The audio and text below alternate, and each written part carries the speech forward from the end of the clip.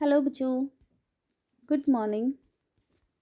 आज हम worksheet number 75 के अंदर आपका अध्याय 15 प्रायिकता, उसमें हम वर्कशीट नंबर 31, 32, 33, 34 और 35 की पुनरावृत्ति करेंगे। सबसे पहले तो बच्चे इसमें सारे के सारे जो क्वेश्चंस हैं वो आपके प्रायिकता से रिलेटेड हैं, जितना भी आपने रिवीजन किया है। और बाकी मैंने जो प्रायिकता है, जो मेरी पिछली वीडियो है, उसमें आप प्रायिकता के बारे में डिटेल से देख सकते हैं। तो आज यहाँ पर रिवीजन है, तो चलिए हम स्टार्ट करते हैं और देखते हैं कि इस वर्कशीट में क्या क्या दिया गया है, किस किस तरीके के क्वेश्चंस दिए गए हैं। तो देखिए, आपका जो पहला, दूसरा और तीसरा, ये आपके जो फर्स्ट 3 क्वेश्चंस हैं वो आपके यहाँ पे ऑप्शंस वाले हैं, यानी कि मल्टीपल चॉइस क्वेश्चन है, बहुविकल्पीय प्रश्न हैं। तो इनमें से कोई एक ऑप्शन सही है। फिर उसके बाद आपका 4, 5 और 6, ये 3 क्वेश्चन है जो आपके फिल इन द ब्लैंक्स हैं। उसके बाद आपके 5 क्वेश्चन हैं, ये 7, 8, 9, 10 एंड 11। ये आपके जो 5 क्वेश्चंस हैं वो बच्चों आपको सॉल्व करके उनके आंसर्स देने हैं। तो चलिए अब हम स्टार्ट करते हैं। ठीक है, फर्स्ट क्वेश्चन आपका, इसने बोला है कि एक फल की टोकरी है, जिसमें यहाँ पे आपकी एक फल की टोकरी हो गई, इसमें आपके एप्पल, ठीक है, 5 तो एप्पल हैं और आपके 6 आम हैं, ठीक है, और आपके 7 संतरे हैं।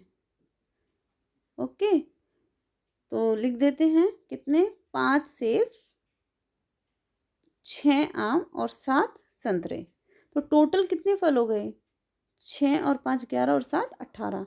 तो टोटल हो गए बच्चे हमारे 18।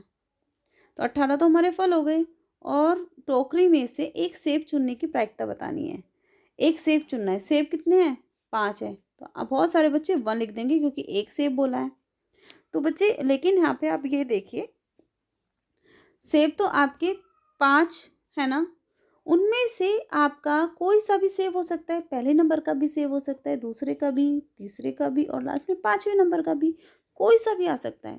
तो पॉसिबिलिटी इन पांचों में से ही है। तो हमारा जो प्रायिकता हो जाएगी ऐसे, प्रायिकता हमारी 5/18। तो B option is the right option. चलिए अब हम नेक्स्ट पे चलते हैं।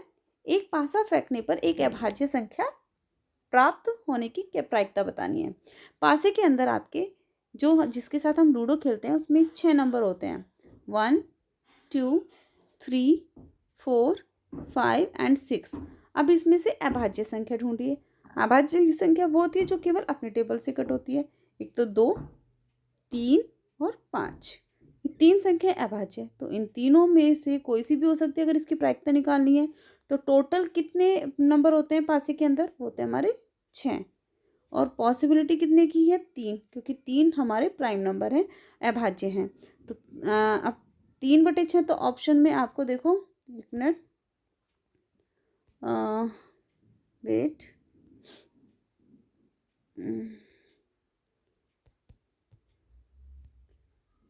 चलिए देखते हैं, एक मिनट। तो यहाँ पे हमारा ऑप्शन बी, यानी कि जो हमारा 3/6 था, 3 1 जा 3, 3 2 जा 6, यानी कि 1/2। तो हमारा C option is the right option. चलिए अब आते हैं, एक पासे को उछालने पर निम्न में से कौन सा परिणाम संभव है। देखिए, अगर आपका कोई पासा है, उसके में पता है आपको 1 से लेकर 6 तक के नंबर होते हैं। दूसरा, आपकी एक चीज़ आप हमेशा याद रखना, एक प्रॉपर्टी, कि जो आपकी प्रायिकता है वो हमेशा, ये लो, प्रायिकता है वो हमेशा 0 से बड़ी होती है और इक्वल हो सकती है, और 1 से छोटी होगी या 1 के इक्वल होगी। ये एक प्रॉपर्टी याद रख लो, बहुत सारे क्वेश्चन तो यहीं से सोल्व हो जाएंगे आपके। और दूसरा, प्रायिकता होने और ना होने का जो सम है वो हमेशा 1 होता है, यानी कि आपका PE plus PE dash equal to 1, एक आपका ये फॉर्मूला है, इसको याद रखना। तो ये 2 हैं आपके इनको याद रखोगे तो आपके कुछ क्वेश्चंस अपने आप ही सोल्व हो जाएंगे। ये होना ना होना का मतलब क्या है, जैसे गेम हुआ, एक बंदे ने 3 मैच खेले, चलो ये देखिए ऐसे, ये चलिए मैं आपको जब क्वेश्चन आएगा तब मैं बताऊंगी। देखिए क्वेश्चन नंबर 3 में आपका मैंने बताया था, जो आपका पास से जो प्रॉपर्टी है वो ये है कि प्रायिकता या तो 0 हो सकती है या 0 से बड़ी हो सकती है, लेकिन 1 से बड़ी नहीं होगी। तो यहाँ पे तो 2 है, 2 नहीं हो सकता। 4/3 है, वो भी आपका 1 से बड़ा है, वो भी नहीं हो सकता। -1 ये भी नहीं हो सकता क्योंकि 0 से छोटा है। तो हमेशा हम यानी कि हमारी जो थर्ड का option A is the right option. चलिए अब इसके बाद आ जाता है हमारा क्वेश्चन नंबर 4, जो हमारा रिक्त स्थान है। किसी घटना के घटने की प्रायिकता कभी भी किससे अधिक नहीं हो सकती। अभी मैंने आपको प्रॉपर्टी बताई थी, किससे अधिक नहीं हो सकती, 1 से अधिक नहीं हो सकती, बताया था ना ये वाली। तो 1 से अधिक नहीं हो सकती, तो यहाँ पे आंसर आ जाएगा 1। किसी असंभव घटना, असंभव घटना का मतलब क्या है बच्चे, जो घटना हुई नहीं तो आपकी प्रायिकता क्या होगी, 0। तो इसका आंसर आ जाएगा 0। क्लियर। नंबर 6, किसी घटना के घटने के प्रायिकता और नए घटने की प्रायिकता का योग। अभी बताया था कोई घटना होने या ना होना, उसका योग हमेशा 1 होता है। मैं इसी का आपको एग्जाम्पल देती हूँ एक। देखिए जैसे आपका 2 आपके प्लेयर हैं और इन इन दोनों ने मिलकर 3 मैच खेले, और 3 मैच में से ये जो आपका, इसका नाम ए है और ये हमारा बी है। ए ने 2 मैच जीते और तो हारा कितना, 1 मैच। तो इसके हारने और जीतने दोनों अलग अलग है ना, होना ना होना। तो इन सब की प्रायिकता क्या होगी, तो नीचे तो टोटल 3 हो गया। जीतने की प्रायिकता है 2/1, 2/3, और हारने की प्रायिकता 1/3। तो इन दोनों का योग कितना होगा, देखो हर बराबर है ना, तो ऊपर ऐड हो गए 2 और 1, 3/3, कट गया तो आ गया 1। क्लियर हो गया होगा आई थिंक आपको। बच्चे आप इसके बाद हम चलते हैं क्वेश्चन नंबर 7। अब आपके यहाँ से सोल्व होने शुरू हो रहे हैं। बच्चे मैं आपको कहना चाहूँगी कि आपको शायद समझ में आ रहा होगा अच्छे से, और आप सब बच्चे वीडियो को सब्सक्राइब और शेयर करना ना भूलें, और पसंद आए तो लाइक ज़रूर कीजिए। तो सब्सक्राइब इस तरीके से आपका लिखा हुआ है, और साथ में बेल आइकन को ज़रूर दबा दीजिए ताकि आपको नए नए नोटिफिकेशन मिल जाएं। तो चलिए अब आगे चलते हैं। क्वेश्चन नंबर 7, एक सिक्के को एक बार उछालने पर पट आने की प्रायिकता। आपको पता है एक सिक्के के 2 पहलू होते हैं, एक चित और एक आपका पट। तो आपके टोटल कितने पॉसिबिलिटी है, 2 की।